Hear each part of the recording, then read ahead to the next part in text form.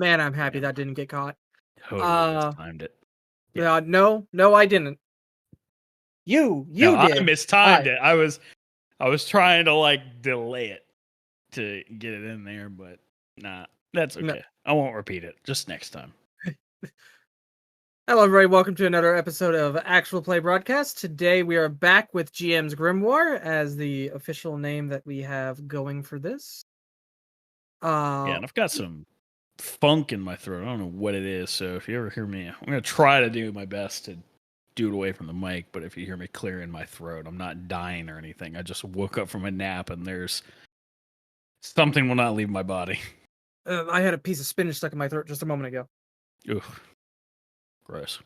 Disgusting. But what you get for being a spinach enjoyer. I love spinach. But so today we are going to be discussing the, I don't want to say methodology that you pick a game for your group, or as I you call and it your just group picks.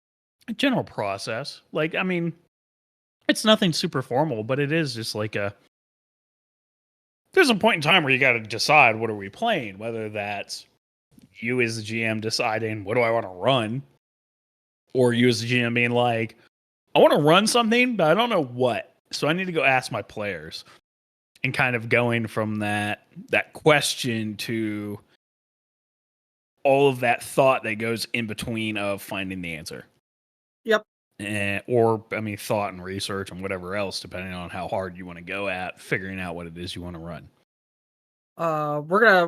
My approach here is going to be going from, like, we're going to look at the bottom of the scale where you just go, bam, done, don't care. We're playing this to multi-level pyramid scheme, figuring out 5D chess, how you pick a game out. Yeah, because like we did touch on it very briefly in our prep episode, so last episode. Just the general, you want to pick something that's going to support the kind of game you want to play. And in essence, that's all there is really to it. But especially if you're a bit more experienced, you realize, holy shit, there's a lot of systems out there. How do I figure out what is? Because it is a question I actually see a decent amount on more general RPG like forums and stuff like that. Is like, I want to run this kind of game, but I don't know what system I want to use. And they'll jot down a couple systems that they know, and then like the comments will also be, some of them will be like, oh, that will probably be fine. That will probably be fine. But then you'll also see like tons of other responses of systems they did not know about. And people will kind of hone in on that, figuring out, well, here's the pros and cons of each one.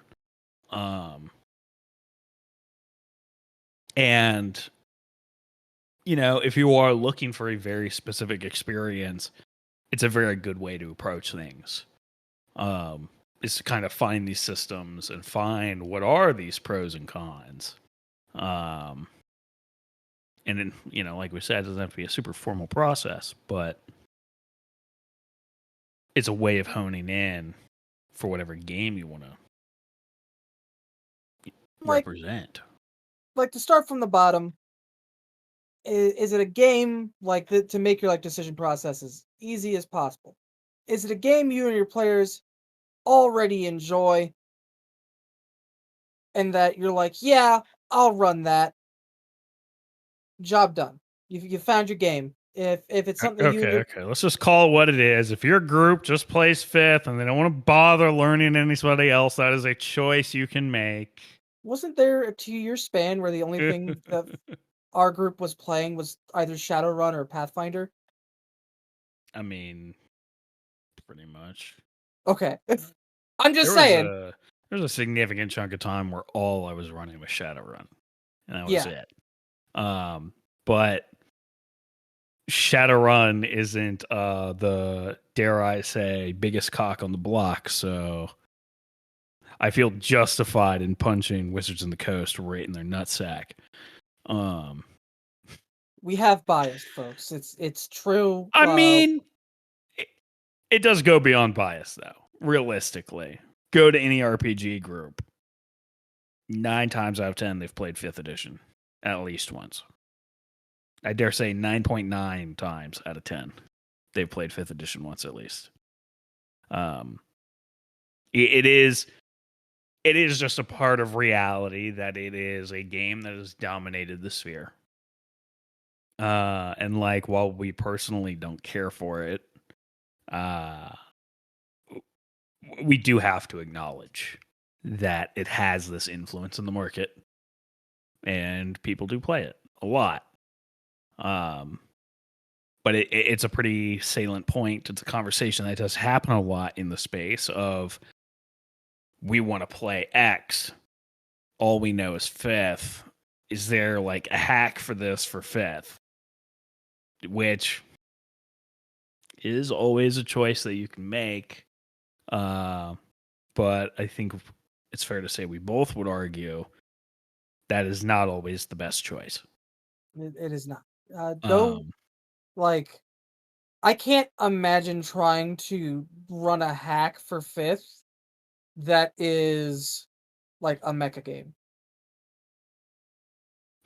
Yeah, even though there is one, it's like called, what is it called? It's like Dragon Tech or something like that. Something like that. It just doesn't. Yeah. It's like 3.5. Oh, the 3.5 is another matter. It's, it was still in that tradition of shoving everything into D&D. Well, because yeah, that's what everybody knew. So I don't even have to reteach them the rules, but that's a different matter. We'll get there. So if you just want to run Dungeons and Dragons, but you want to run a hack of it, there's probably a hack of a game out where in 5th edition or 3.5.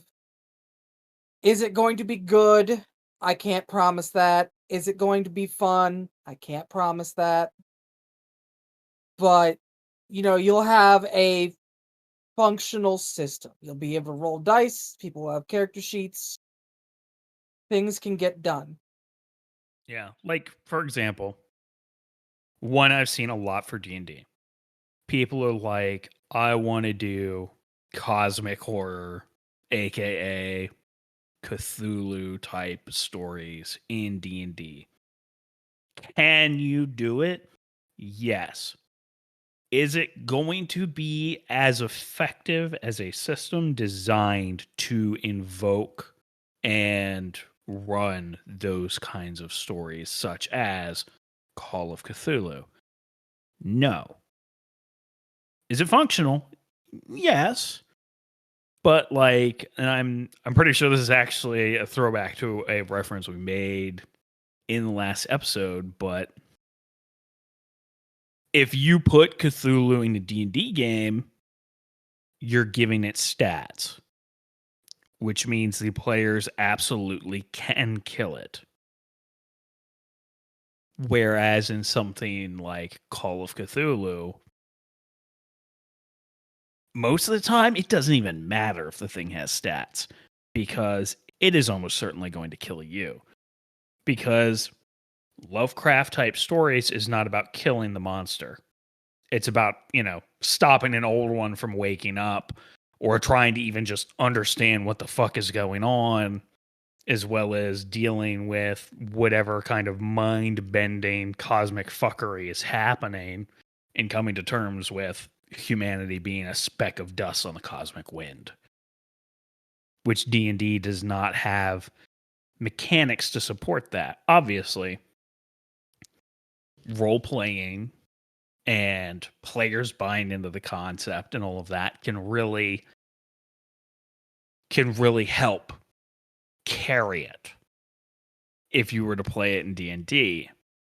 But it can be hard for players to kind of do that on their own when they do not have rule system supporting it. Because you'll see in a lot of Call of Cthulhu mythos products, RPGs, board games and stuff, there's typically some kind of sanity meter, or you have essentially a mental health bar, as wild as that sounds, or whatever, to represent the influence this has on your mind, to give a mechanical support to this idea. How do you represent that in D&D? D&D doesn't have rules for that. Seeing, like, for example, if you play D&D, you're probably familiar conceptually with, like, a Mind Flayer. If you encountered a Mind Flayer in Call of Cthulhu, you're going to take sanity damage. Because what the fuck is that? There's probably a decent chunk of the magical creatures in the bestiary would give Call of Cthulhu characters sanity damage. Yeah. Or some equivalent thereof. Displacer Beast. Yeah. D&D doesn't have... There's nothing for that, because that's not part of the fantasy that D&D is trying to sell you on. That is not part of the intended experience for the player or the character. In previous editions and such, have they added, stapled on, like, rules for handling these things or suggested mechanics for doing these things? Yes. Can you figure something out and add it on yourself? Absolutely. But at the end of the day, that's not what the game is designed for. And so it's really the question of, what is your priorities? Is it rule familiarity and whatever the options are within that system? Or is it, I do want something that is mechanically dedicated to this kind of experience? Because, like, I'll be hot take. Curse of Strahd is gothic horror.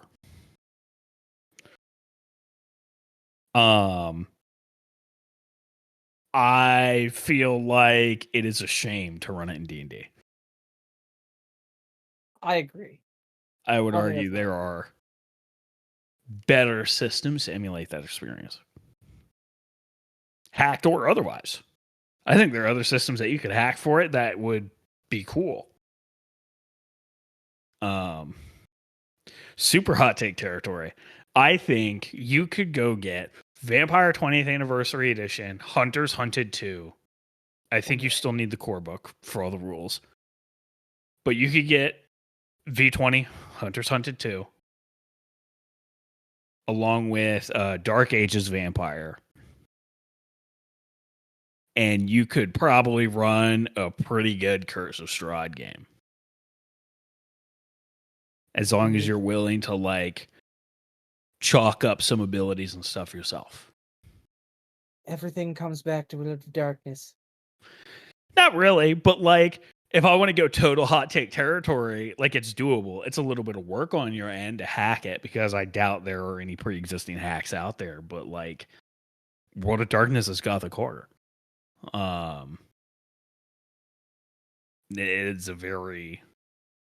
It's got a very gritty, real feel to it. Whereas Curse of Strahd, it's like, it's horror in the sense that there's a lot of mean stuff around that encourages you to avoid combat. And that's why it was so popular in D&D, in my opinion, because it changed the usual experience of the D&D campaign of go here, wipe out monsters. Okay, cool, get the loot. Go here, wipe out monsters, get the loot. Because going there to wipe out monsters might actually TPK the party in Curse of Strahd. Whereas if you actually lean into the roots of the stories that it's inspired from, it should be less that, like, monsters being lethal should absolutely be part of it, because monsters should be scary. But it shouldn't be because they statistically just have better numbers than you. It should be like, they are scary, you don't understand them, and you can't just call upon the gods and heal somebody 50 HP or what the fuck ever. Yeah. Like, it's a little bit more meaningful when you can sit there and say, okay, well, we have to do something instead of being like, man, we should probably go tackle something that's easier so we can get like a level or two before taking that on. Like, ugh. Because level disparity kind of. I'm going to stop myself before I go too deep into this, but. Yeah, he's spiraling. Yeah. Point is to bring it back. Like, there are things that do certain things better than other things. If you look at an RPG system as a tool, some tools are better suited to certain projects. There is no tool that realistically can do every type of game. Like, I know there are some universal systems out there that claim to be able to do that, and I would still argue. Looking at you, GURPS. Looking at you, Fate. Looking at you, Genesis. You can say you can do it all, but you can't. I'm sorry. The truth hurts, and everybody cries. I mean, I don't cry for two of those systems. I'm not crying for them. Realities of the world. Yeah. And so that's where we like get to another part is like, what kind of game are you looking to run? Are you looking to run a long form campaign? Are you looking to run a short adventure? Or are you looking to run a one shot? And when I say short adventure, everyone has different takes on when does something become a campaign? When is it, when is it a short adventure? Short adventure, something that you can hash out in like, if you play once a month with your group, like every Saturday or something, every Saturday, every Sunday, something you could probably knock out in about a month. So like 3 to 5 sessions.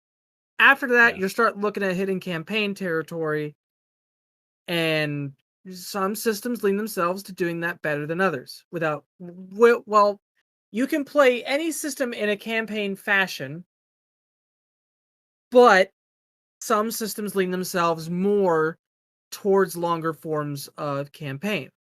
Yeah. For example, Pathfinder and D&D, you have the level up system from 1 to 20. It is very easy to run a campaign in those. Systems like Eclipse Phase that don't have levels, and Shadowrun that don't have levels, but you constantly get the ability to invest experience, also do this. Well, and sometimes it's important to understand that it's not about necessarily the ease of doing something within a system. It is also a major factor to consider what is the system actually designed for. So like D&D, Pathfinder with these leveled 1 to 20, it's not that long campaigns are easy. They are designed for long campaigns. There's more considerations you have to make if you want to do like a one shot or a short adventure or a short campaign or whatever. Because you have to more heavily consider, well, what power level do I want them at? What is going to be their starting level? Are they going to level up at all during this? If they are going to level up, how much are they going to level up by? And all of that. And the system doesn't give you a lot of tools for that other than, well, here's a bestiary with CR, which we have feelings about. We're not going to go into that. That's not the point of this. So, design intent is something to kind of be aware of, which you don't need to be a genius to figure out. You can kind of, looking at these systems, you can kind of decipher what is the intent. Alien, I know we mentioned last time, not intended for long campaigns. It is definitely a short adventure, short campaign kind of thing, or just something really episodic. Because getting characters to survive for a long campaign is really hard. It is difficult. But some systems are designed in such a way where they are pretty flexible. I mean, you look at World of Darkness gameline type stuff. You can very easily have a snapshot. Here's a short adventure we're going to do versus we're going to do a long campaign. That system is actually pretty flexible it's safe to say there's probably intent for longer storytelling within the storyteller system, but you can very easily take it and run something that is short. Same thing No with problem. same thing with Eclipse Phase and Shadowrun. These like they're very Absolutely. flexible in what you can run because you don't have like a level cap anywhere. It's just how much experience and how much time do they have. Can Yeah, I how eventually make many Batman? you can also like it in those kinds of systems that are experience points based. It is easier to sit there and it's like I want to do a short adventure. I don't want them to play out of the box characters. I want them to have a little bit of power. I'm going to give them a chunk of XP to spend in character creation to improve their characters beyond what they would normally get in character creation. Um, and so they can like, I mean, it's easy to sit there and make characters for shorter adventures and stuff because of that. Um, of course, there comes in the other part of that consideration then. When you are want to run something shorter versus longer, or longer versus shorter, there is the question of is what's everybody's familiarity with the system? Or if they're going to be totally new to this, how complex is the system and is it really worth running this for this short adventure? For example, talking about Shadowrun, if I'm planning to run a short 3-session romp that is just it's very cyberpunk focused, obviously, like if I am heavily considering it to be within the Shadowrun universe, I have very specific Shadowrun elements. I may be locked in on, well, I need to use a Shadowrun system that can kind of represent this. Which is kind of true, kind of not. There are alternatives out there. But this is going to be a 3-session romp, and none of my players know anything about Shadowrun 5th edition. But that's what I want to run. That's a little bit of a chunky system to be like, we're going to play this for 3 sessions. Yeah. That's a lot of book. Even just the core book. That's a lot of book for just 3 sessions.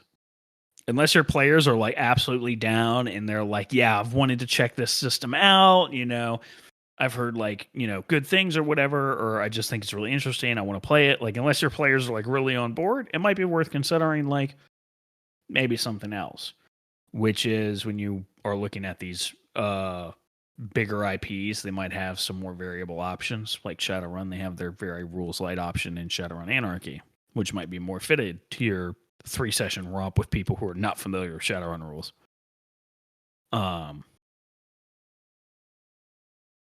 But obviously that's not always an option everywhere, but you can, especially with just the huge push in ladder systems and stuff, you can definitely look around and find alternatives these days.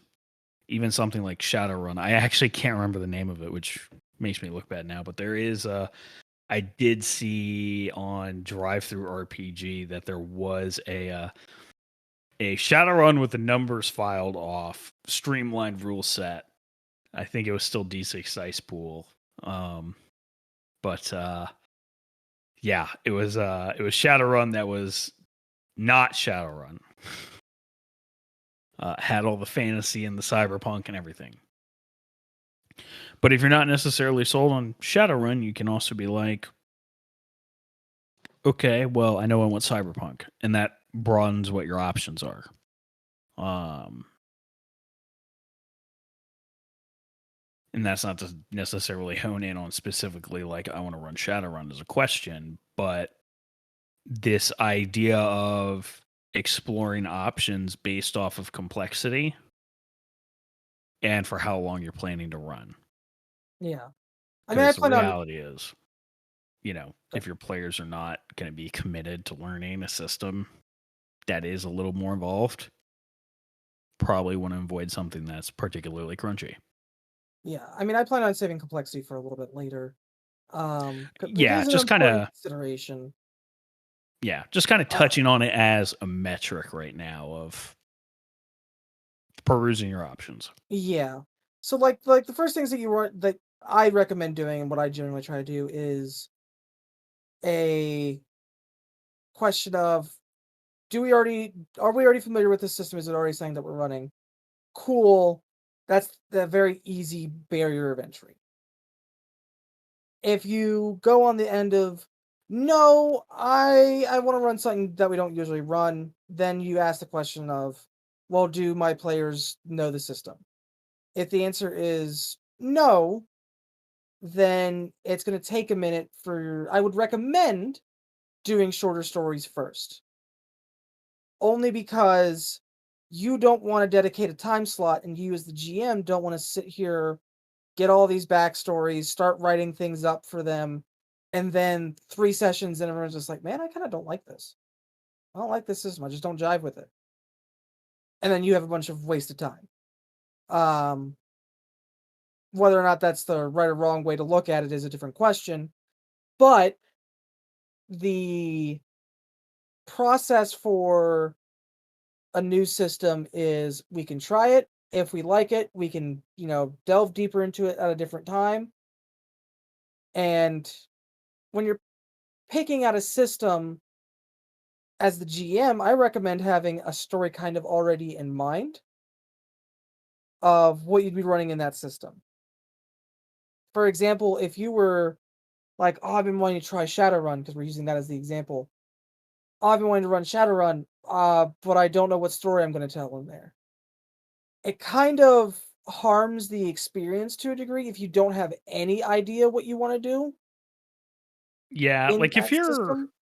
if you're approaching a potential game from a system first where all you know is I want to run this system, but you don't have anything else, I think, the conversation then is, well, you need to open that book up, bud, and start reading.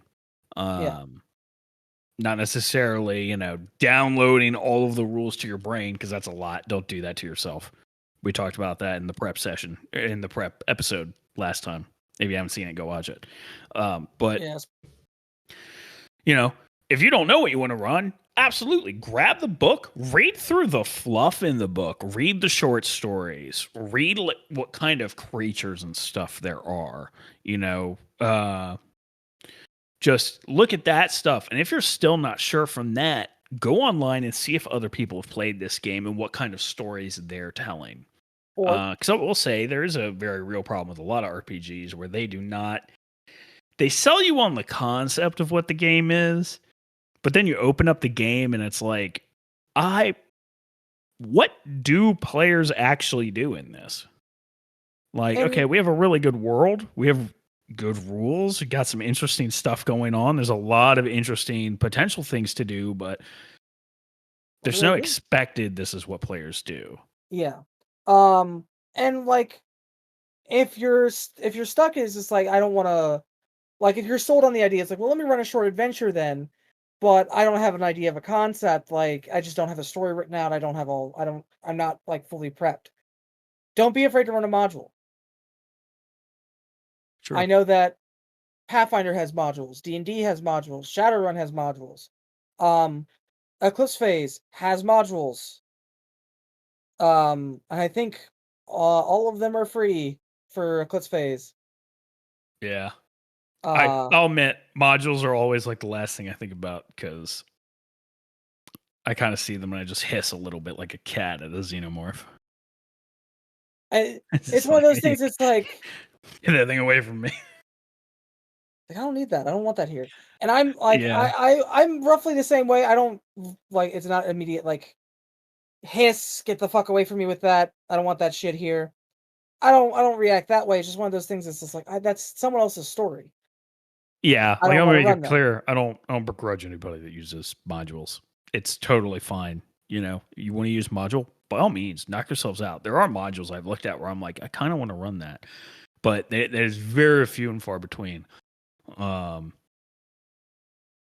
generally I'm like, I have my own thing I want to do. So it's like, generally the only modules that really interest me are things like Curse or Strahd that are, there's a degree of randomization in it. There's a degree of built-in customization or replayability or whatever. Because generally replayability means there's a lot of fiddly bits or things that can be different. So those are kind of, out of any modules, those are the ones I go to. But I admittedly forget that modules exist sometimes because Yeah. I just so last option in my mind kind of thing. And it's a shame because, I'm not going to get into a conversation on modules. I'm going to avoid that. Because there's a space for them in the community, and I don't feel like that it's being filled. But moving forward, so when you go to do this, and it's just like, okay, I'm not familiar with this system. What do I want to do with it? If it's, I need to learn the system first. I want my players to learn the system. A short story is a good way to do that. Short adventure, a one shot.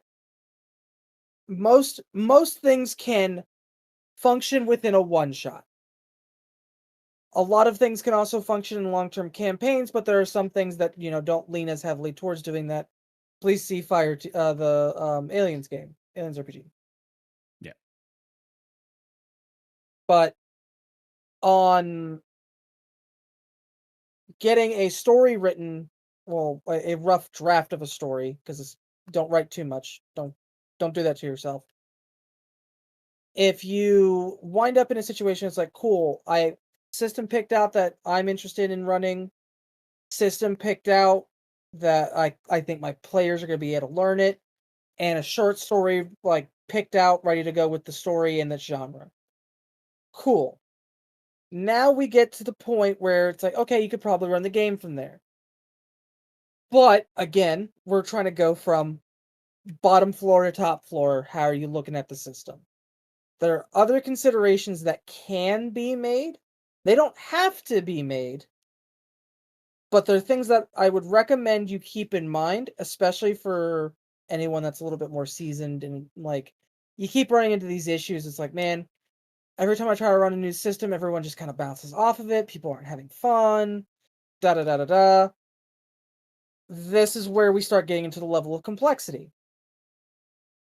There are certain systems that the community refers to as rules light. And the converse to that is some systems are referred to as crunchy.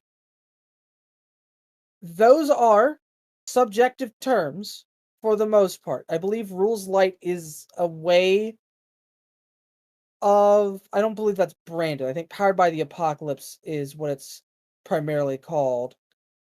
And that's usually a denoter that it's rules light. But yeah, those are things to keep in mind.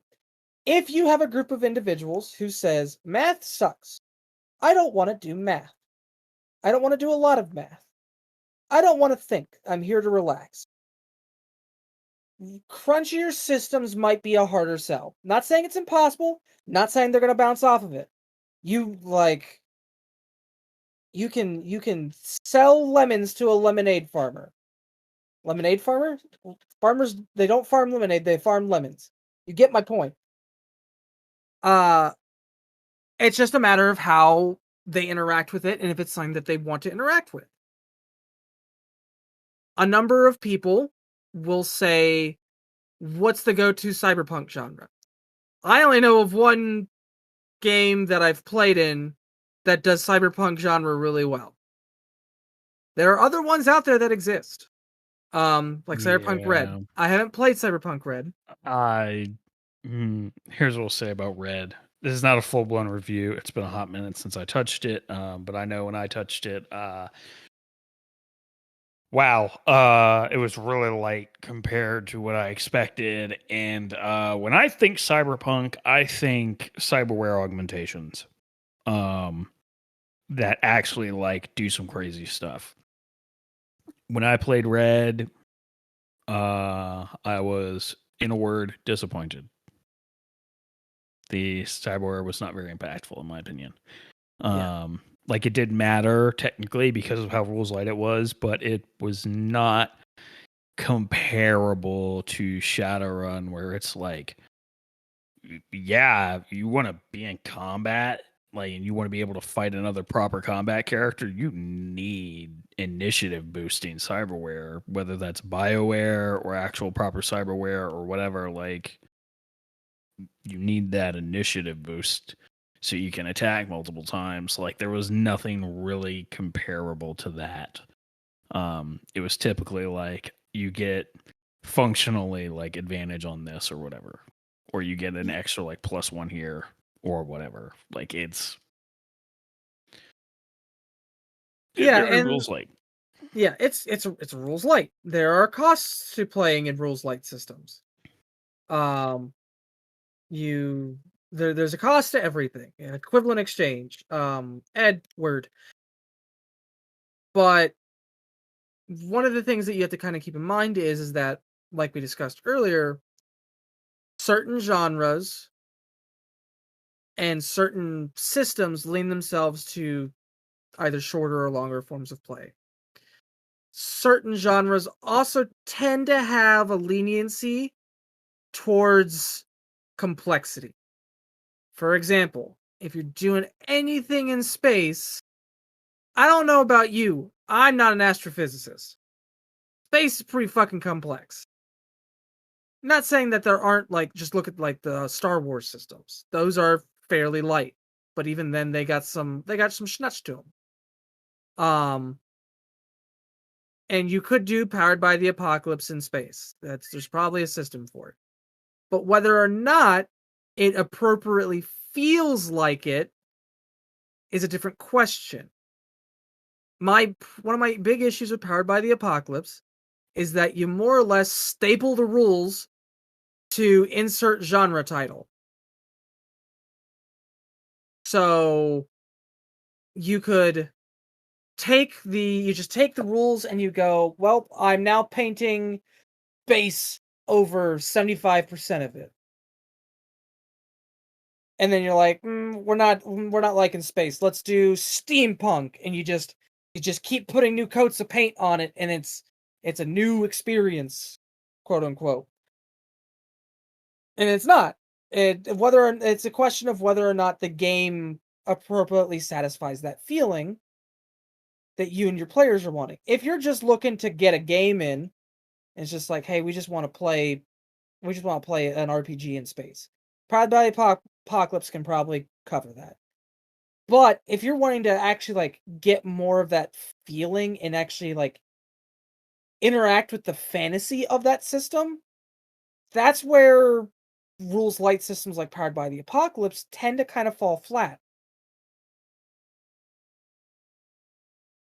Not saying that it's impossible and that no rules light system is able to like perfectly emulate like the fantasy of like being in a spaceship and, you know, us doing dogfights in space. No, that's not what I'm saying. I'm just saying that there is a tendency for these things to lean one way or another. And for Cyberpunk, Shadowrun is the example that I go to whenever it's just like, well, I want to play a Cyberpunk game. Okay, well, let me boot up my PDFs of Shadowrun. Because it has a lot of the elements. Augmentations are super important. There you have those. I don't want to paint it as a positive thing, but you have the social unrest that comes with Shadowrun. Mind you, it's got some extra fixings to it because of what Shadowrun is that make it very interesting. And, you know, things that you have to navigate as a character. But when looking at like Cyberpunk Red, now mind you, haven't played, only read through the book a bit, it lacks a lot of backing.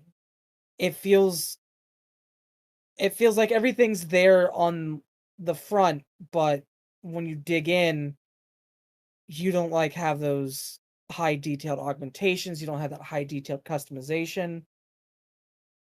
And, you know, depending on who you are, that could kind of leave you with a bit of like an empty feeling. It's just like, yeah, my guy's got got a cyber arm. Cool. What can I do with that cyber arm? Not much. That kind of sucks. Meanwhile, a game that's more complex like Shadowrun, I have a character right now that has a shotgun in his fucking arm. And a fucking what is essentially a computer in his brain. And that is a fairly complex system to run around in, is Shadowrun. There's a lot to it. There's a lot that you have to keep track of. There's a lot of math. Now, mind you, it's not necessarily hard math. I think most designers these days do a good job at avoiding hard math. Like, oh, I need you to divide by the coefficient. That's not a thing you have to worry about for most games in the modern era. Not saying that there's not a game out there that does it. I could very easily believe that there is. But when it comes to complexity, sometimes you're going to have to accept that if you want to accurately emulate a fantasy, like the fantasy of a system or of a genre, that you're going to need a more complicated system. I just rambled for a bit, and I apologize. Go ahead. No, you're good. I think it's very important to consider. These are. It is. I think a degree of rambling is appropriate because I mean, these are thoughts to be had when you're picking out a system. And I think at least for those that are newer to the hobby, it can kind of give some insights that a more experienced player or GM has when they're making these considerations. Because, if you don't know, you don't know. And you don't know what you don't know. So it can be really, really helpful to be able to see what is the thought process. That said, I would like to kind of focus in on like, okay, so you have this general idea that you want to run a game, but maybe you still haven't decided, because we did just talk a little bit about, maybe you do know already kind of what you want to do. But maybe you haven't decided. Obviously, the first step is you need to kind of like limit down your field of options. Talk to your players, your prospective players that are going to be able to participate, and be like, hey, what kind of games would you guys be interested in playing? Obviously, if they've never played a tabletop before, then it's like, well, shit. We have no idea where to start. Yeah. Which my advice to you would be, start with genre. What kind of stories does everybody like? Because if you just, I don't know, grab a copy of The One Ring, and then, 3 out of your 4 players are like, what's that? And you're like, Lord of the Rings? And it's like, isn't that Peter Jackson movie? You might have the wrong audience. Who the fuck is Tolkien? Yeah. Not saying they can't enjoy the game if they aren't familiar with Lord of the Rings. They absolutely could, but may not have the impact you're looking for. So, or talk to your players. Be like, do they want to play something fantasy, sci-fi, cyberpunk? Do they want to do eldritch horror? Whatever it is, superheroes even, or mecha, or there's tons of stuff out there. Typically speaking, if you can think of it, there's a system out there to run it. The question is, for better or worse. Yeah, better or worse. The question is, how much work on your end will it be to get it to work? Because if you're like super specific and it's like, we want to play Naruto, I have some bad news for you. I mean, you can. There are options, and it is very much on a sliding scale of very light to very crunchy. There are options. The scale shifts dramatically at times. And none of them are official adaptations. Yeah. So, good luck. But, if you can get a genre down, you can narrow your search down by a lot. And that will be a huge help to you. If you do know very specifically, like, you know, not necessarily Naruto, but if you know you very specifically want to play like in Star Wars, like you want to play in a Star Wars setting. All right, cool. So you're able to narrow down. You want sci-fi, but you want something that's going to be a little bit more space opera-y. You're not really looking for something that has hard sci-fi rules. If the system is like, okay, you need an EVA suit to go out into space, and EVA suits cost this much, they carry this much oxygen, they have like, you know, this many mod points and all this. That's probably not a system that's going to support Star Wars very well. No. But there are a number of official Star Wars games out there. Some of them arguably better than others, but always a matter of preference. You know, I do hear people say they do like the old Star Wars D20 or D6 or whatever it's called. Which I'm like, fair, but also those are people that really like Knights of the Old Republic. So Hi. Yeah. Me personally, doesn't really do it for me too well.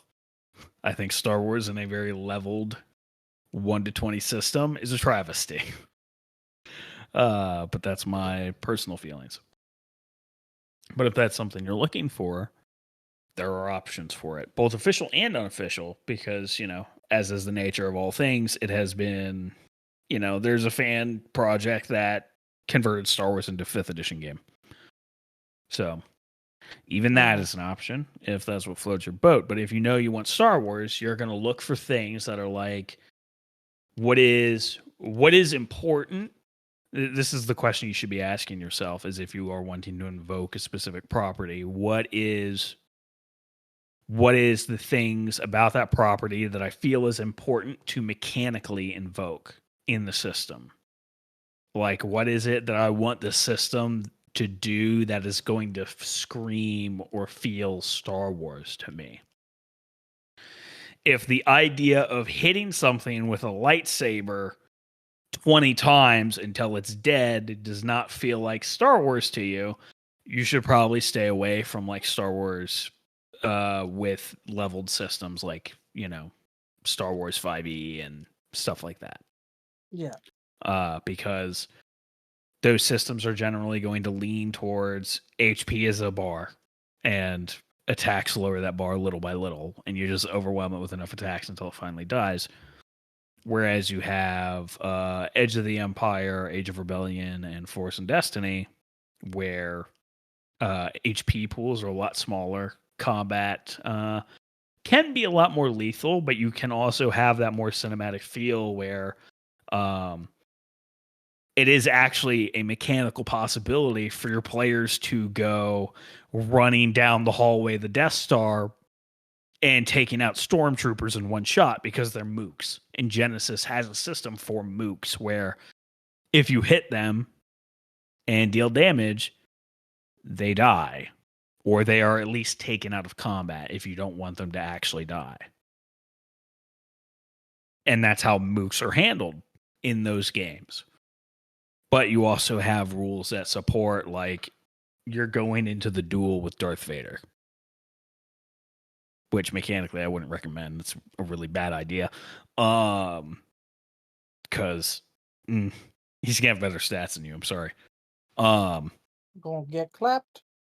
But point is, if you want that more lightsabers take people out in one swing type of feel, Force and Destiny and the other FFG Star Wars games are going to be more up your alley, because they do capture the cinematic nature of the films more accurately. So if that's what you're looking for, that's where you want to go.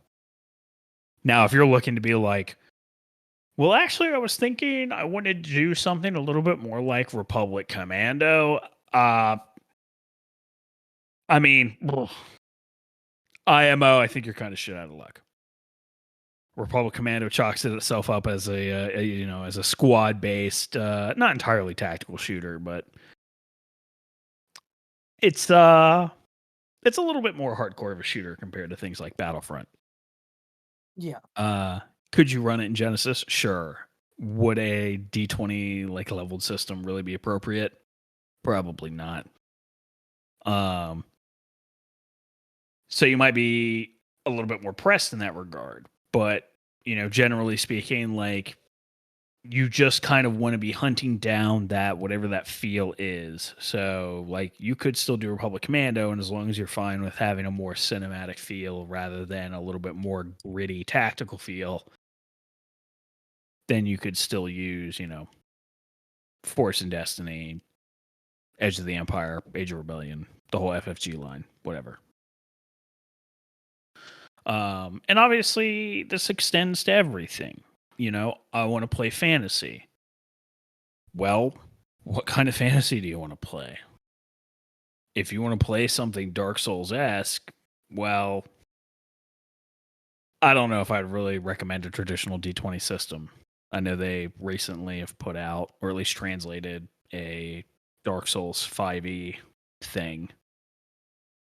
I don't necessarily agree. But like if you're looking for like a really like low magic gritty, like this is a conversation that happens a lot actually. If you want a low magic, a gritty fantasy story, heavily consider kind of anything but D&D. Yeah, because that is the opposite of D&D. Unless for whatever reason you really want that leveled feel. Because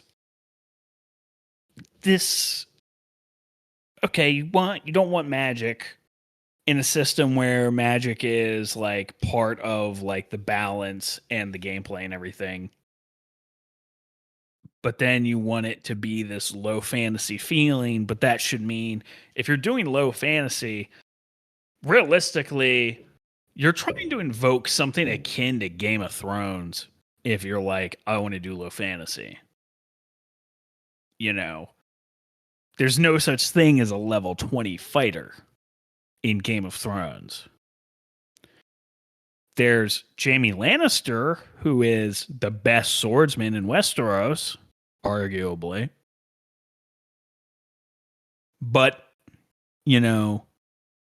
he can't wade into a peasant mob and just take attacks from them all day. If he gets in a peasant mob, they're going to kill him. Best swordsman or no. And I would argue that's the difference between low fantasy and D&D. Because D&D, there does reach a point where your level kind of breaks you away from normal people, and it just doesn't matter. When a 1d6 plus 2 damage is the best the peasant can muster against a guy with 100 and something health, you're not going to be really representing low fantasy very well. Sorry, it's just how it works. Yeah. And again, that comes back to the conversation of like understanding what type of genre you are trying to represent with the game. Yeah. With the story that either you're telling or the story that you want to tell. There are just certain things that just aren't going to work with it. If any kind of lethality is in the description of the game you want, you should be staying away from systems that have effectively an HP bar. Or place the characters as extremely powerful individuals. Very rarely are those systems lethal. Yeah. Oftentimes these systems go to some significant lengths to actually make dying kind of difficult.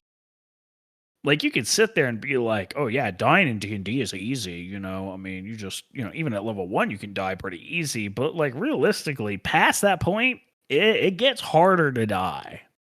Outside of explicit just save or suck you die effects. Which is a different conversation. Yeah. So it's like if you're whatever genre you're in, if you're thinking lethal, you should be looking at things that are low HP, high weapon damage. Like, you should be able to look in like how an attack is resolved and see, oh shit, like if an enemy rolls really good, they could cripple a player. Realistically, like they could take out a decent chunk of their health. Now, if it is like very high likelihood they're going to die in one attack, that's high lethality. So, that's something to be aware of. But yeah, if you want something lethal, that's kind of what you're going to be looking for. Now, if you do want something where it's hard for them to die, looking at things like D&D might be appropriate. But like, oh, I want to do fantasy, but I want to do like higher power than D&D. Well, let me tell you, there's not a lot of options. But there are things like Exalted out there. There are things like Scion. It's more modern urban fantasy, but there are options.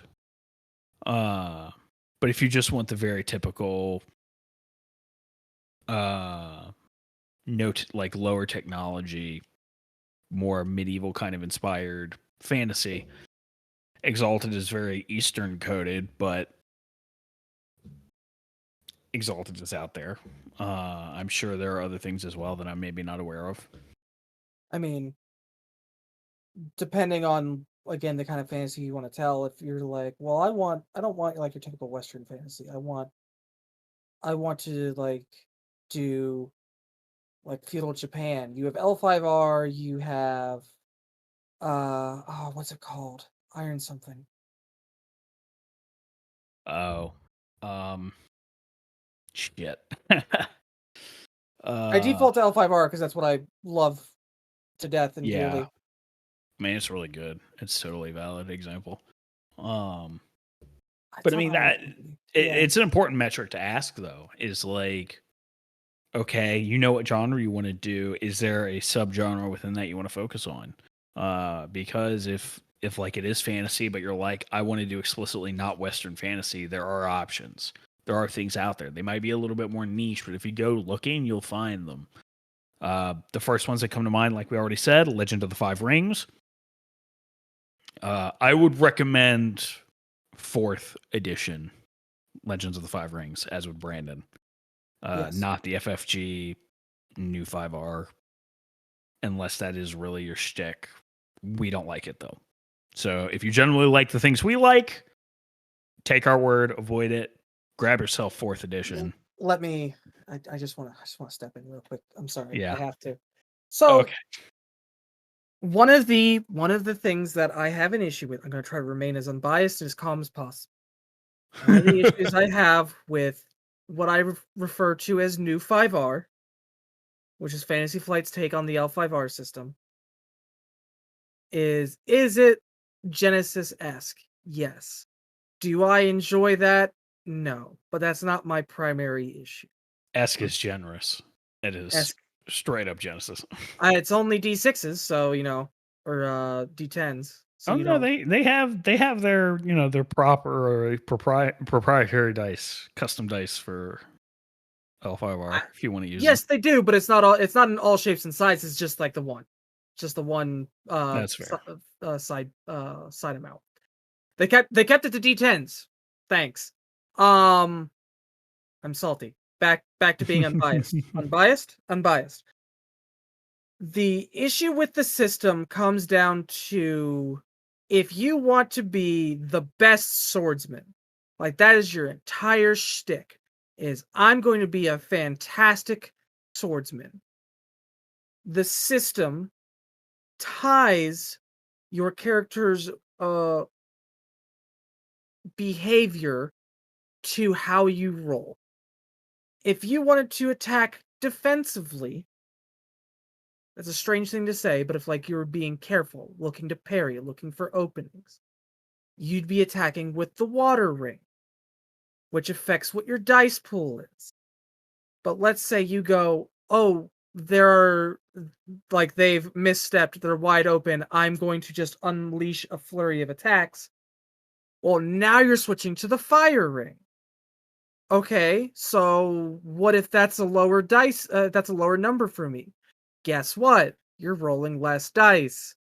Guess what primarily gets looked at? your rings. So yeah, you can never be the like good at X unless you are jack of all trades and spread yourself out among your different rings. That's not to speak on you like not being able to do those anymore and your composure tests and other nuances to the system that I really do not enjoy. Rant over, don't play new 5R.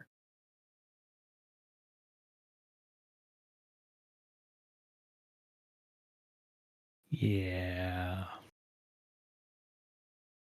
I do apologize for I just had to.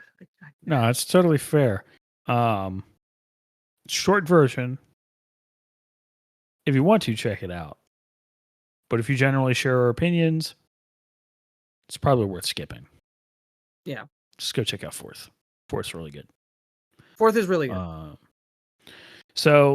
But I mean, yeah. When you're, you figure out if you can what subgenre you want. So like talking about 5R, I mean, in fantasy, if you want to do specifically non-Western, you have Exalted. Granted, Exalted characters could mop the floor with D&D characters out of character creation, no sweat. Exalted characters are crazy powerful. Like you are the chosen of the gods. Exalted is very cool. Third edition is out. There are what they call the fat splats that are still in production. Some of them are out. Some of them are still underway. It's a very long process because a fat splat is the size of a core book on its own, realistically. They are expensive to make. So absolutely go out there. If you want to check out Exalted, go look at it. It's very cool. There is also, if you want that lower fantasy, there's a more Middle Eastern inspired. I'm not saying a specific culture because I don't think it really hones in on a specific culture. It is more just inspired by the general region. Black Void. I haven't got to play with it a lot, but it's a D12 system. I think it's interesting. I would like to run it at some point for the podcast, but we'll see. The name escapes me, but there is one that is based off of Filipino mythology. Yeah, name's totally escaping me right now, unfortunately. I do remember a couple years ago hearing about a very African-inspired fantasy game. I can't remember whatever happened with it. I'm assuming it's released by now. I don't know its name, but I remember hearing about it. It might still be in production. I remember hearing something about it as well. Yeah. And like, that's not to say it's just like, oh, go play what we tell you to play. No. If you are perusing drive-through RPG and see something that you've never heard of in your life, even whispered on like a Reddit for like any like the Reddit fucking threads or a forum, don't be afraid to play it. My favorite example of this so far has been a system called Panic at the Dojo. Which, it has its flaws, but I don't think systems really get to it's not perfect for everybody. Panic at the Dojo does combat really well. It's very detailed. There are some abilities that are a little stronger than others, but yeah, you're the one running the game. You can make decisions. And it's just like, hey, can we not do this? Or hey, we're gonna dial this back some. But one of the things with Panic at the Dojo that does well is it's based off of fighting game tropes and like fighting game concepts. It does a good job making you feel like a fighting game character, especially with how it lays out its abilities. I think this was written by a single person. I heard about it from a YouTube video because I follow the fighting game community. I looked into it and I've ran a game of it. I didn't run it on this channel. I'll look forward to doing that at some point in the future. But like the system like is fun. It's legitimately a lot of fun. Combat feels fucking great. Mind you, what the system does really well is combat, but if you have a group of people that's real combat centric, it's like, hey, let's go, I want to fight something. Let us just constantly be fighting something. And like really like play through a old Street Fighter or old Tekken fucking storyline, you can. The system fully like gives you the ability to do that. It's primarily focused on combat, which is a downside, in my opinion. Yeah, from what I understand, it doesn't really have anything for any kind of resolution outside of combat. Combat just is the default state of the game, essentially. Yeah, which can be a problem for players and for you running the system if that's not something that you're into. But if you're like, I want to run just a quick adventure of everyone like fighting just this random fucking bad guy trying to end the world. Oh man, I could make that like that'd be great for like a fighting game or anything like that. The system's got your back. I think I don't think you should sleep on this system. Another system that I'm a massive fan of, probably my favorite system that exists. It is in its own niche genre. It is a zombie game. It's a zombie tabletop RPG. It's called Red Markets. Written by Heaven on Games. It's not light, I will say. It has some texture. One of the big things that you do with that game is resource management. So if you have a bunch of these you have RTS players around you, that's just like, oh, you need to, oh, it's just resource management this, resource management that, or people that love Resident Evil and sit there and will hoard 9mm ammo despite the fact they're using a Magnum now. They'll probably like the game. Getting people to play it is simple. Character creation is simple. It's really easy to get into. Leans itself more towards that short adventure one-shot territory, but it is absolutely doable to do longer form campaigns of like 12 sessions. One day I'll be able to run it on the channel. But yeah, don't be afraid to peruse around Drive-Thru RPG and go, hey, I'm looking for X. I want a zombie system. I want a fighting game system. I want XYZ. I want a mecha, or I want a fantasy system. And then you just look for things that aren't, yeah, Pathfinder and D&D. You'll find something, and there's not a small chance that it will be something that you enjoy. While we're on this sidebar of platforms, if you're going to go perusing just platforms, just looking around to see what's out there, aside from Drive-Thru RPG, the other major place to go is itch.io. Yeah. Itch is in like a scratch you have, so itch.io. There are creators that they only upload to itch. They don't put anything on Drive-Thru because Drive-Thru takes a larger percentage. But trade-off is, I feel like it's kind of easier to just not have your stuff be found on itch. I don't know. Yeah. Itch feels a little bit more chaotic and messy to me as opposed to Drive-Thru. Absolutely. So, but both of those platforms are both really good for finding smaller developers and stuff who are not necessarily getting funding to put out physical books and such. You'll find a lot of things out there that are digital only. But with that sort of out of the way, another thing to consider aside from genre that I think kind of helps is to ask yourself, what do I want the players to be able to play as? Because this can help you find things that you wouldn't necessarily think of. For example, a very common one, or two, I'll say, is like, I want a system that lets me play as, a vampire or a werewolf or some other non-human thing here, or not necessarily explicitly human thing here.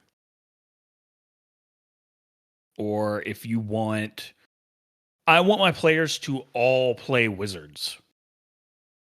Well, could you do that in D&D? Yes. However, there are systems out there where everybody is a caster. There's not an option to play a non-caster. And so that can help you find things that are more tailored experiences. So, for example, if you want to go with, I want all my players to be playing vampires, and I want to talk about like the personal horror of playing a vampire. Cool. You have a couple options for that. A few, actually. The biggest one you're going to find is Vampire the Masquerade, followed by Vampire the Requiem. And then you're going to find a lot of indie things after that. That's just how it goes. But which those are things you may not necessarily immediately would have gone to if you're going for a genre search, because it's a little bit more niche of a genre where it's urban horror, urban fantasy horror. But yeah, urban fantasy, gothic horror. There we go. So you wouldn't necessarily immediately guide yourself to that. But that also leads you to, like, you know, what I like to refer to as the World of Darkness pit, essentially. Because you find one World of Darkness thing, and then you start to find out they have all these other things in the World of Darkness, and you just keep digging, and there's just more and more stuff, and it's like, what the fuck? How did I not know about this? It's very cool. There's definitely not going to be a podcast about that coming up soon. The World of Darkness pipeline. Yes, the World of Darkness pipeline. I don't want to play as a vampire or a werewolf. Oh god, I could play as a Promethean. I could play as a golem. I could play as a fucking mummy. I want to play Mummy so fucking bad, dude. Well, the answer is just play Mummy the Resurrection, please. The answer is you can't play as a mummy because no one runs mummy. I know. Hopefully one day. Hey, I think you're lucky you found someone who's willing to run demon. It's, you know, maybe one day. Maybe one day. I gotta hold on to that spark of hope. Well, I won't take that spark away from you. Yeah. But and don't be afraid of, like, not every system is going to be pretty when it comes to, like, its art. Like the whole don't judge a book by its cover thing. Oh yeah, because reality is you very easily could find games that were made in the 90s. Or earlier. Or it's a crapshoot at that point. Sometimes it's good, sometimes it's not. And especially like with Panic at the Dojo, like Panic at the Dojo, the art style is unique. It's not, you know, it's not exactly something that you would frame up and put in your living room, but like, it's good, it's serviceable. Yeah, I would say don't blanket dismiss something based off of how it looks, but there should be a degree of eating with your eyes. Like if a book is terribly laid out and all of that, and it's really hard to just even digest the basic information, may not be worth running. Yeah, that's a different problem. Me personally, I opened the. I'm probably gonna get flack for this, but this is my opinion. I have looked at the Morkborg and Cyborg rulebooks. Do not get me wrong. I think the art is very evocative and very cool. I think it's a god awful trend as far as design is concerned, because those books are so fucking hard to read. Because they put all of the art and the aesthetic first. If you've opened the books, you know what I'm talking about. Personally, I find it very annoying. But I have not. Like, sure, it's very pretty. Don't get me wrong, but this is not a book I want to be opening to reference rules, to be honest. I think it would have been better served as a companion art book and then had an actual, like, reader-friendly book where you can actually look at the rules. and not be bombarded by neon and black and white text constantly. Oh, is it Oh, yeah. white? Is it white on is it white on black or? In some places, yeah. After the podcast, I'll show you. I'll give you some reference material to go by, and you can feel my pain. But it's absolutely a trend I have seen, especially in a lot of these rules light systems, to go very hard into the aesthetic of the book, which ultimately is do what you want, okay? But in my opinion, it ends up coming off as very shallow to me, because if you put a lot of effort into the art and everything, then I'm like, oh, this is going to be something I can really sink my teeth into. You know, this looks very engaging. They put a lot of effort into this. And then you open the book and it's like, oh, I see. All of the effort went into the art. Yeah, I mean, okay. When you don't have substance in the rules, in a rules light system, you got to have it somewhere. You were going to, ladies and gentlemen, if you haven't, and those in between, if you haven't figured out by now, we are going to attack rules light systems. We are not fans of them.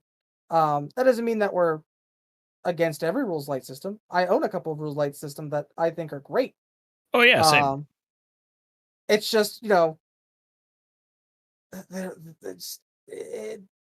all of them are good, and we have a dislike for the bulk of them.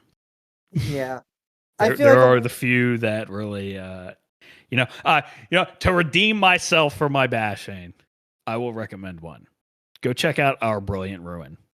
Very aesthetically beautiful, very rich setting, very inspired setting, I'll say. Very simple rules.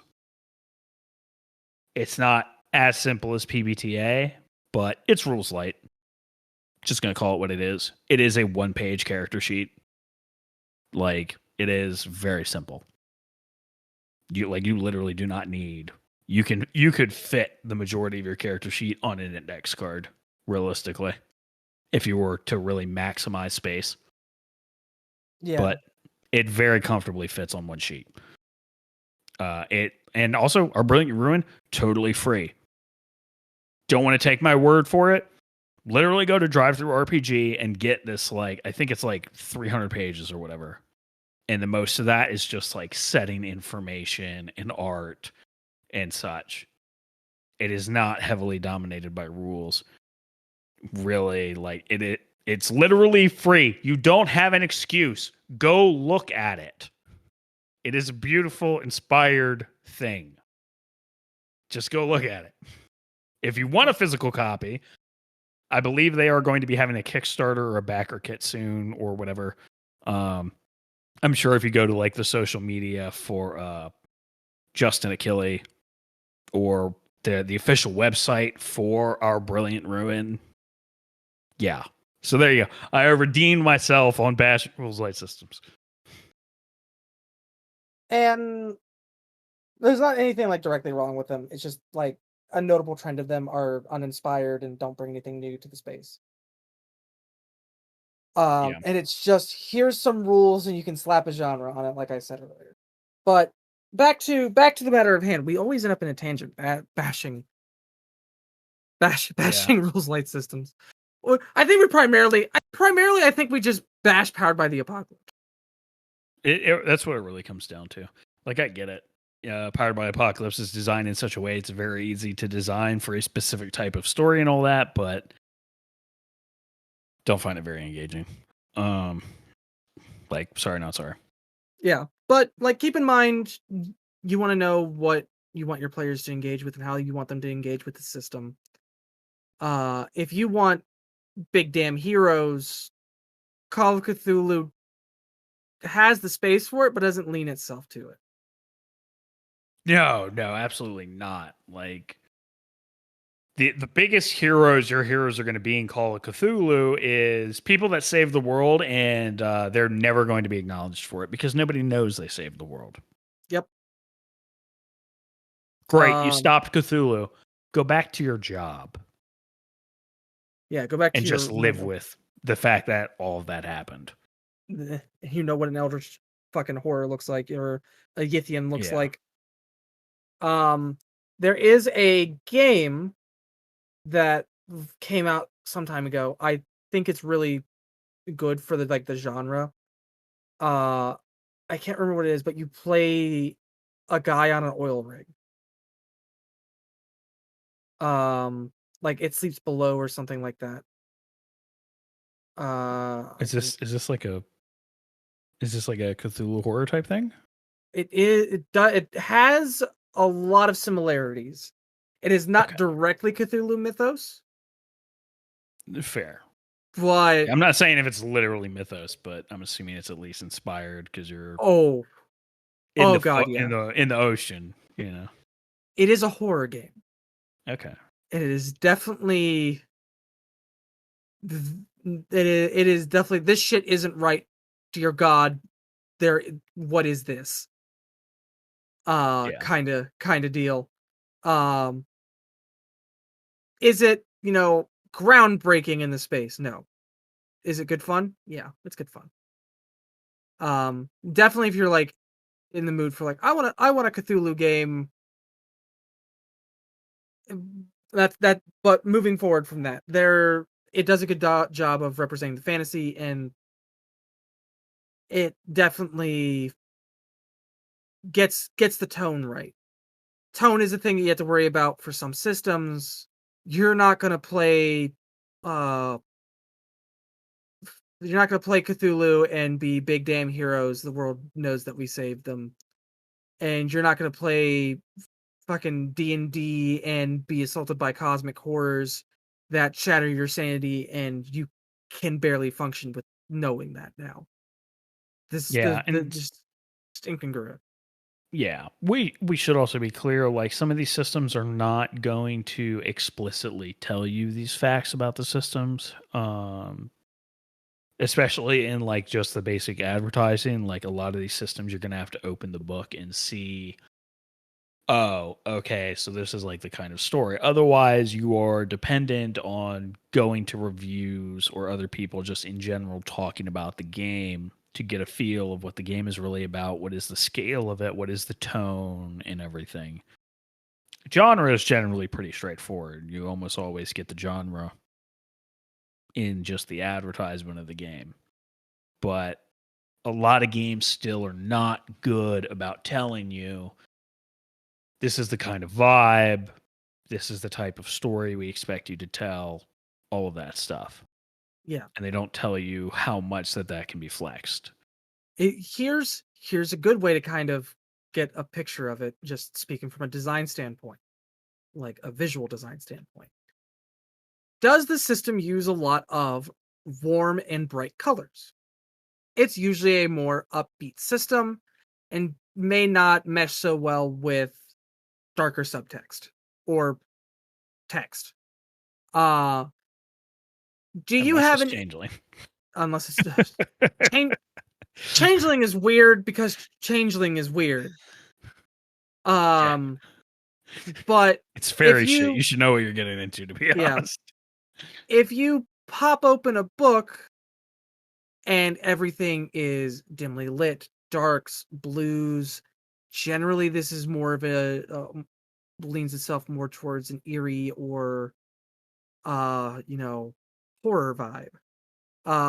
One thing to like keep in mind with that is if you look at two images, and one image is of a swordsman raising their sword into the sky with their shield giving a battle cry. That invokes a certain level of imagery and emotion. Whereas if you were to look at someone who actively is turning into a flesh monster or being eaten by said flesh monster, you have an idea of what's going on subtext wise. If you don't want to sit there, enough of you. If you don't want to sit there, it's just like, well, I don't want to get like a feel from like reading through all their lore and shit. That's a lot. That's time. I don't have that kind of time. Look through the pictures. Look through the pictures. Like, I know we were saying don't judge a book by its cover. We're talking about don't judge whether or not the RPG is good from that. Oh yeah, typically art can be a very good indicator of the feeling that they are trying to evoke. Typically. Yeah. And it could be just a matter of, are they using, darks, blues, blacks, dim light versus like more something that's more brightly colored and, warm and inviting. Those the people that worked on this weren't operating in a vacuum. Typically, drive-through RPG, when you're working with independent creators, they may have been working with what they had. But if you're wanting to try to get a grasp for like the feel and the tone and the setting, most of the time these individuals are working with one another to create a consistent art style as well as a consistent theme. So, if you look at an image and go, "Oh God, that's terrifying," or "Oh God, that's dreadful," or "I'm scared," or "That makes me uncomfortable," it's probably a horror game or has horror aspects to it. If you see a bunch of people in being badasses wading through a horde of your goblins, then the game probably is a little bit on the brighter side. Doesn't necessarily mean that it's always going to be that way, but that's certainly something to keep in mind, is the kind of story the game is able to tell or is more willing to tell. Yeah. So, it's just, keep your eyes on that. For sure. That said, so we've talked about kind of figuring out what genre you want, also dialing in what you want the players to be capable of. Of course, we've talked a little bit about mechanical depth of what's kind of realistic for what you want to run. But I think there is something to be said of, if you really want to run something, or better yet, if you don't want to run something, that's all your players want to play, you might have to do some work to sell them on getting them to try something else. In which case, you might need to come at it with the approach of finding a system that is kind of similar or invokes that kind of feeling of that system, but does it in a different way that you do enjoy. Obviously, the most common example these days would be D&D 5th edition versus Pathfinder 2nd. Yeah. Very similar vibes, very similar sort of game feel and all of that. However, very different experiences because the way the systems are designed are so different from one another despite having all of these similarities. So it's like, oh, I'm sick of running 5th. I want to do something else. Well, maybe Pathfinder 2nd is the way you get your players out of playing 5th when they are reticent to do anything else. Or maybe they are scared of something that has more meat on its bones. So you switch to something that is lighter. Or if kind of what I'm trying to get at here is if you're trying to move your players away from a system or to just try to, in general, get them to try something else, whether they're reticent or not, it can be beneficial to you to know what the thing that they have been playing. Because if you know what they like, it does make it easier to find comparable options. For example. Anyways, so what I was saying is it can be beneficial to you whether they're reticent to try another RPG or not. It can be beneficial to you to find out what are the things that they like about the system they're currently playing. Also, find out what are the pain points, what are the things they don't like. and use that information to guide you towards something that might be suitable but different. For example, using 5th edition as like the common go-to. Maybe they kind of like the power fantasy of it, but maybe they feel a little restrained, or maybe the rules don't have as much teeth to them, or they don't feel like there's not enough customization or what have you.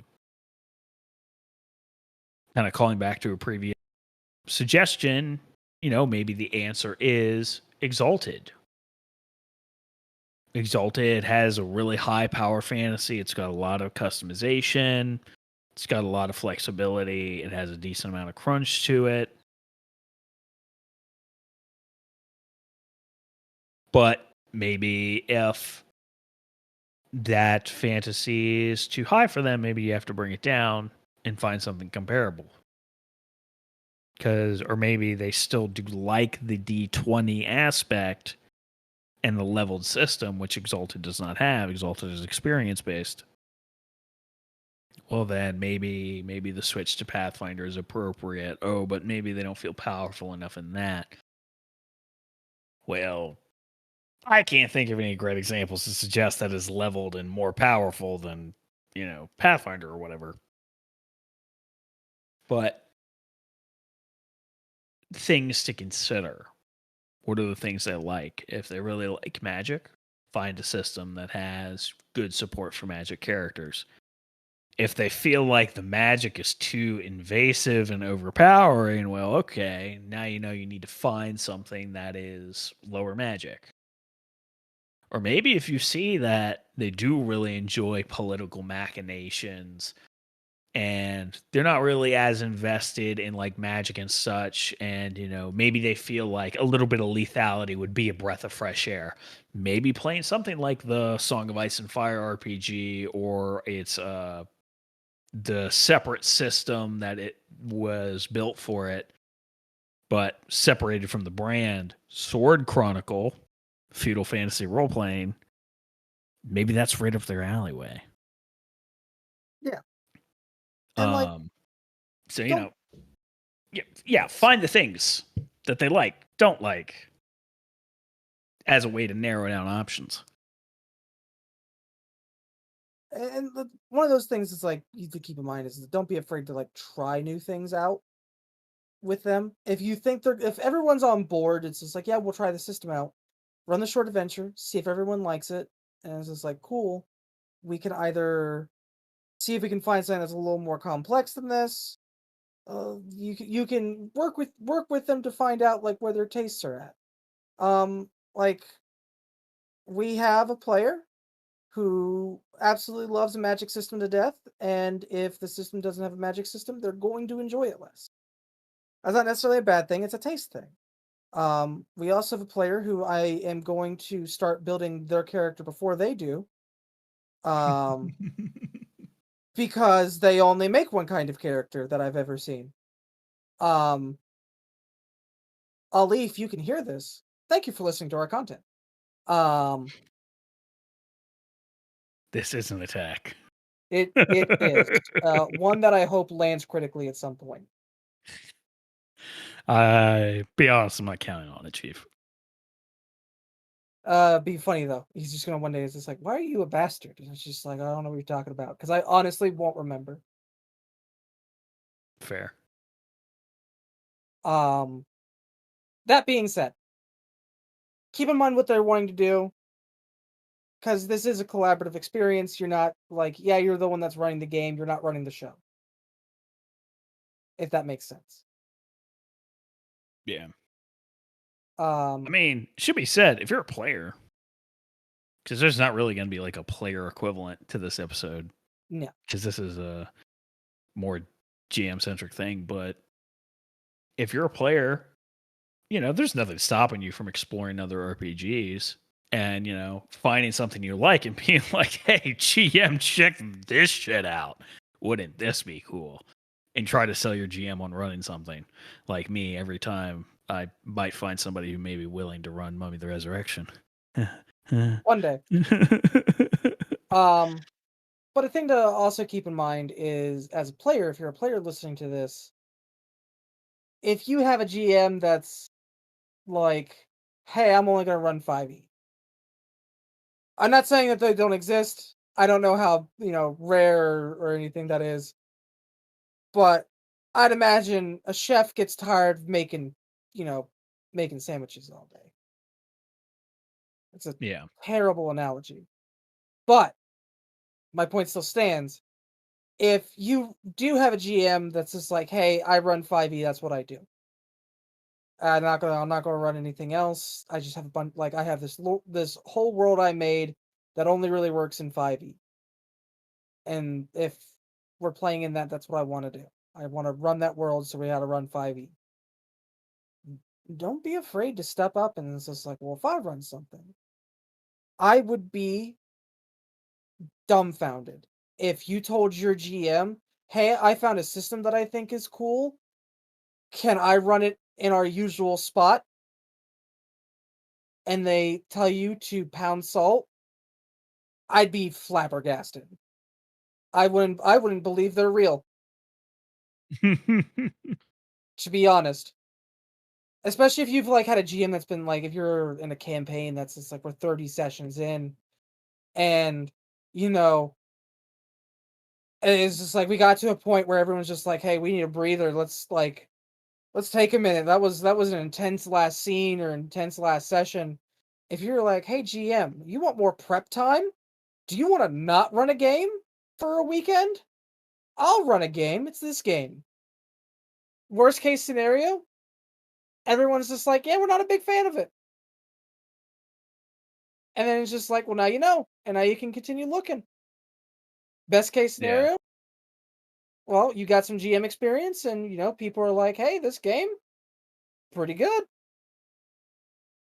pretty good. Yeah. We'll want to play some more in this." In general, if you are going to bring a fresh RPG to a group like totally unannounced, totally unprepared, be prepared for them to say no.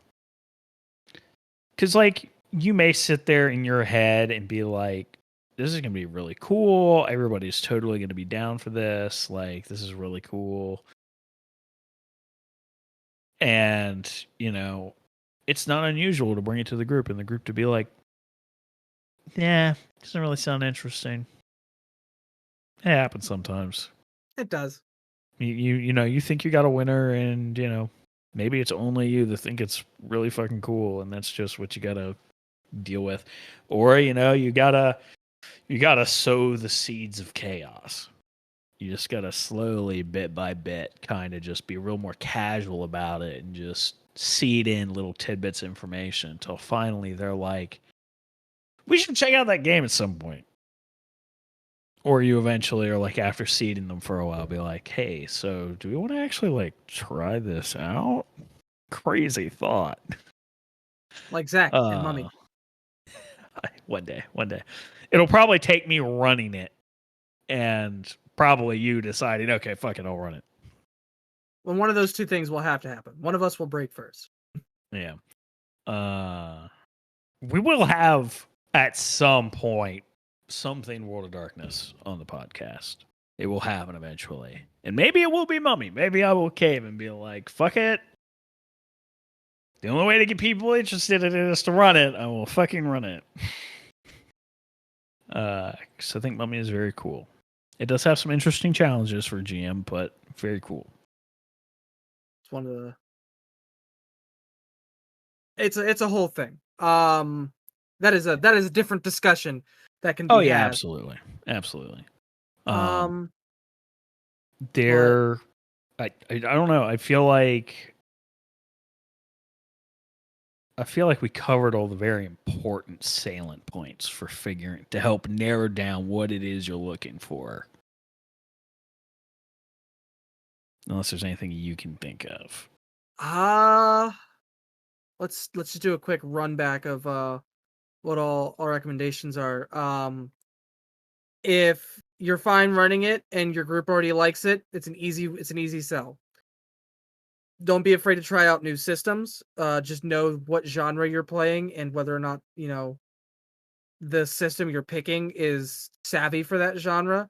Don't try to run Noble Bright fantasy with Call of Cthulhu. It will not go well. You can absolutely force any system to function with any genre you want. That doesn't mean that it necessarily, does it well. Some systems are more adept in more complicated mechanics, while other systems don't need much complications, don't need much to, run smoothly and run fine. Make sure that you know what your players want to play. Make sure you are. I think we've mentioned this before. If you think your players are going to have a hard time learning the system, probably not a good idea to run a campaign for it. Running a one-shot that kind of introduces all the mechanics would probably be a good idea. I know that we talked about that earlier. Yeah. One thing did occur to me. A small thing. Because it generally doesn't apply to most RPGs, but you should probably know how many supplementary materials and periphery things are required to play the game. For example, is a battle map a must for the game? Looking at Lancer as an example. Playing Lancer without a battle map is a horrible idea. Just to be brutally honest. Could you probably do it? Probably. I'm sure there's a way. But realistically, you need a battle map. If battle map is a total deal breaker for you as a GM, I don't want that kind of prep. There are some systems that are okay, cool, throw that out the window. Can you play D&D and Pathfinder without a battle map? Yes. Are they really meant to be theater of the mind? No, not really. No.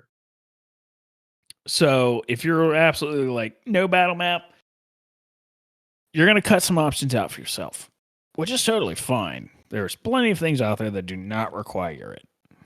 Or if you are somebody who is no, I absolutely want a battle map, then by all means, broheem, follow your heart. That being said, if you're using a battle map, you actually cut out a different kind of option. You cut out the lower end of the spectrum. You cut out a lot of rules light systems. Because a number of them don't work with hard and fast numbers for ranges. Yeah, and most light systems, doing it on battle map literally doesn't add anything other than a vague sense of space. Yep. Or if you're one of those battle mapping is my fetish, where you have your terrain pieces have terrain pieces. If you're one of those crazy motherfuckers that has the Warhammer, a fucking Space Marine painting another Space Marine kind of deal. That's the kind of shit I'm talking about. The people that go hard into the mapping part of the hobby, fucking, I don't know how you afford it. I just want to say that real quick. The fact that out of all the Warhammer RPGs we have, and none of them don't just lean into the fact that we have minis and actually have real battle map support. Travesty. Crazy. Travesty. They could sell all kinds of modular terrain, dude. They okay, well, hold on. Let's not give GW ideas. Let's slow the roll on that. I'm just saying, man, the greedy fucks aren't making money on an easy grab. Just saying. Are they really that greedy? We're not getting into that. I'm not. Have you seen the model prices lately? I have. It's horrendous. Yeah. Tangent aside, so keep in mind, like he said, keep in mind what you're gonna need to run the game effectively. Lancer is definitely one of those things that if without a battle map, you're fucked. You're fucked. You're just fucked. Cooked. Yeah. It's not good. That's the thing I need to Like I read on said, there are later. resources out there for it. Typically, anything that has battle maps will generally have real resources for it, unless it is, you know, really niche, Yeah. really indie. That said, if you are going to do a battle map thing, set very realistic expectations for yourself. Dear If God, you're yeah. not, do not be like, I'm going to have critical role level battle arenas where they are totally custom, like fucking terrain boards with all of these custom pieces that I'm spending hours every week working on. Like, if you don't have the time or the energy for that, do not set that expectation for yourself. If you just want a battle map to have a grid and like use dry erase marker to mark off, rough, here's where the walls are, there's a column here, there's some debris over here, stuff like that. That is totally fine. Just make sure, everybody's on the same page of what the expectations are, because some players, to be brutally honest, do not have any real understanding of how much work this stuff takes. And so there are some players, I'm not even saying this is a majority, just saying there are occasionally players who their only exposure is something like Critical Role. And when you say we're going to have battle maps, they are going to assume. Yeah. So make sure the expectations are clear. Like, we're just going to use a grid, blah, blah, blah. Right? Just be clear on what the expectations are. And occasionally, if you go above expectations for like a boss fight or whatever, by all means, knock yourself out. Do what's fun. Just, establish what the norm is going to be. And just, communicate like we talked about last episode. Communicate. Yep. There's an entire aspect of hobbying to GMing that goes beyond just, oh, I write and prep stuff. There's the entire like, oh, I made a custom model. Oh, this is custom terrain. If you have the time to do that, by all means, more power to you. That aspect is most certainly fun as someone who has made their own custom terrain before. It is time consuming. It is work. And there's no getting around that. Yeah, there's no shortcut on it. There are tools that help if you're working primarily off of a virtual space, such as, various virtual tabletops. I'm not going to get into that. I imagine GMing tools will be its own thing. Yeah, absolutely. I do want to kind of have an episode to kind of talking about like how to put it, additional materials and stuff. Yeah. Kind of like, I know we're going to do a Decima review, but like using Decima as an additional material for a game. Oh, absolutely. There's also like a romance book that I want to get my hands on when it comes out, and talk about using that as an additional material for a game. Because I think it actually is a very interesting way to sort of, and I mean this in like the most positive way possible. It's going to sound bad, but gamifying romance. Because like, people get weird about role-playing romance, but if you give them a framework, it's suddenly a lot more approachable. Because if you're going to have the framework, it's a conversation that's had in session 0. And, there's a very clear, like, this is how we're going to approach it. This is how we're going to handle it. And you can kind of, because you're playing a game, you can keep a pulse on it. Some people may not like it, but it's something I want to talk about at some point. That being said, keep an eye on, like, if you have 2 players, you're like, oh, we're going to play a couple. That's the thing to keep an eye on. Because it's not unusual, at least in my experience. Your experience could be different, Zach. It's not unusual for the two things to blend together in not positive ways.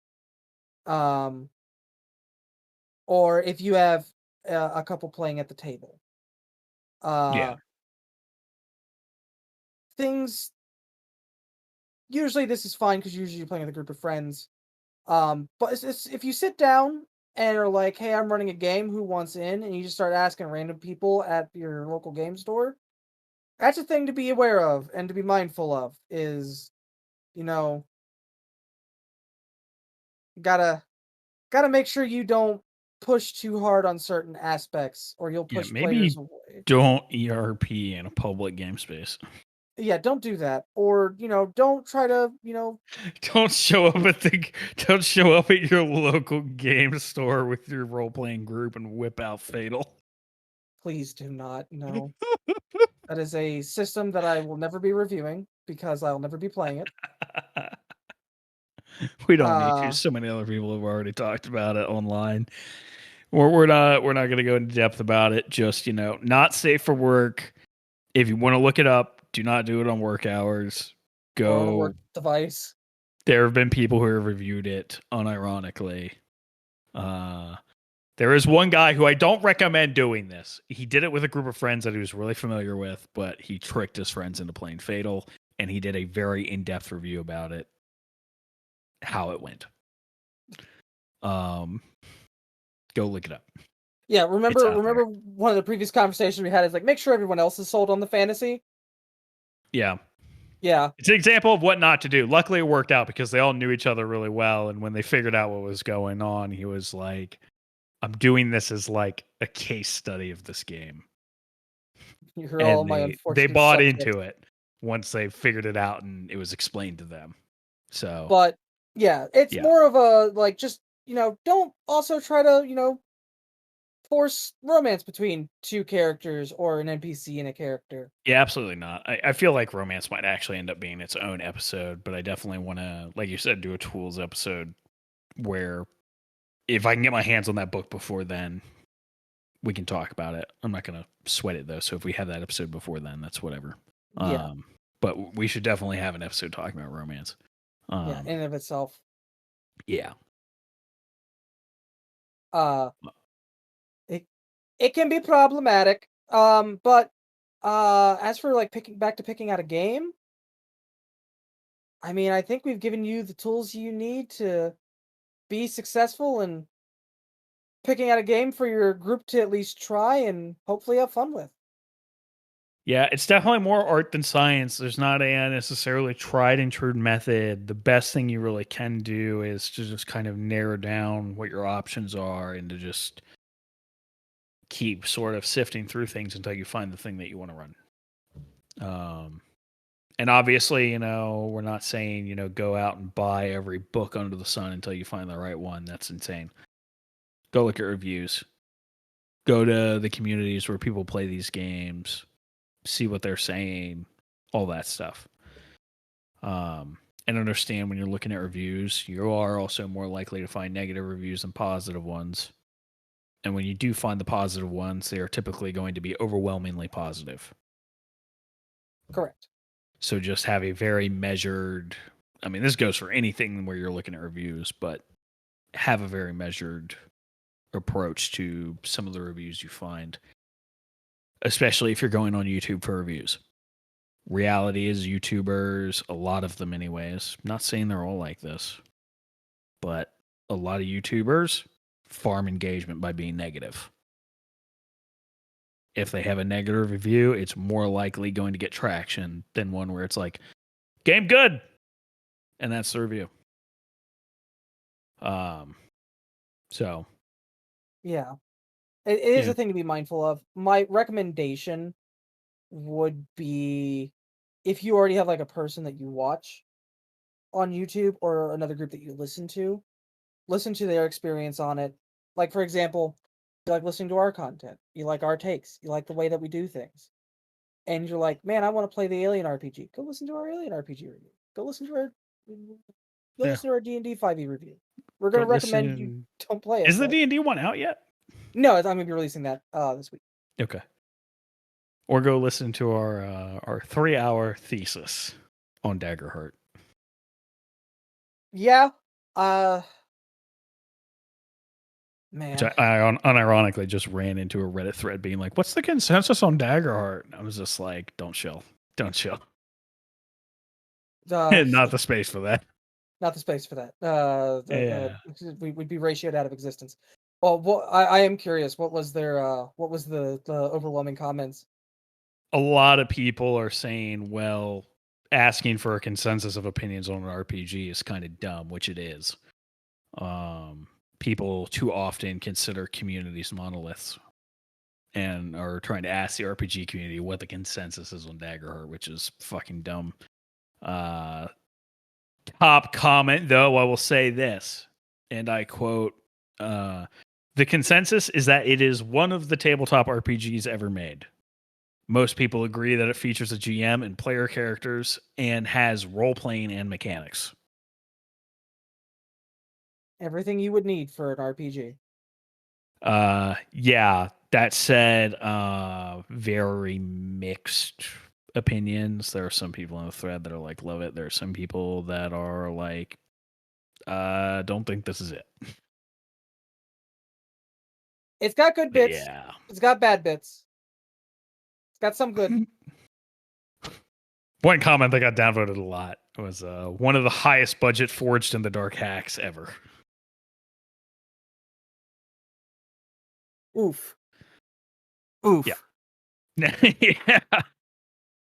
Which I don't feel like is actually accurate, which is probably why they're being downvoted. But you know. But it is funny. It is a funny statement on the internet, yes. But yeah, you know, just go out there and explore.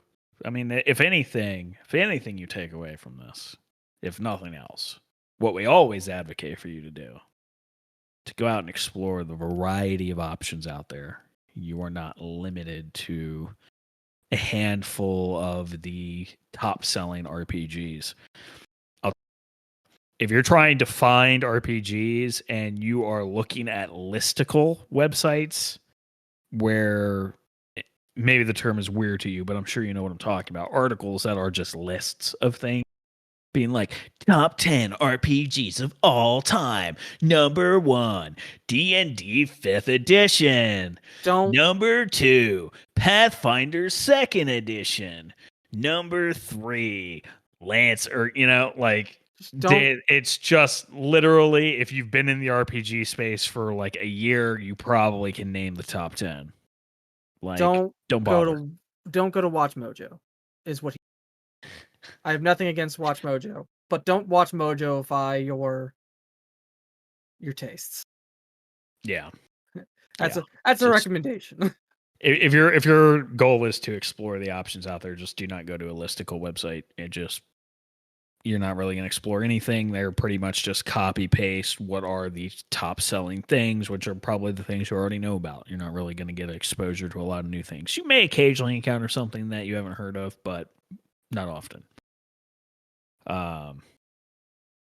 If you're really unsure is fitting for you, I do recommend going to something like RR on Reddit and being like, hey, this is kind of what I'm looking for. Does anybody have any suggestions? I'm open to whatever. You'll get a variety of responses. Absolutely. If you're like us and do not want something like Powered by the Apocalypse, explicitly say, I do not want Powered by the Apocalypse or anything similar. Don't worry, people will still recommend it because they don't know how to read, despite being in the RPG subreddit. But hey, you'll at least filter out some of those responses. Correct. And if you are a TG user on 4chan, because that exists, just don't. Just don't go to TG. They're very... If you think we're opinionated, TG is extremely opinionated. Not worth your time. It's not. It's nope. Different conversation, different day.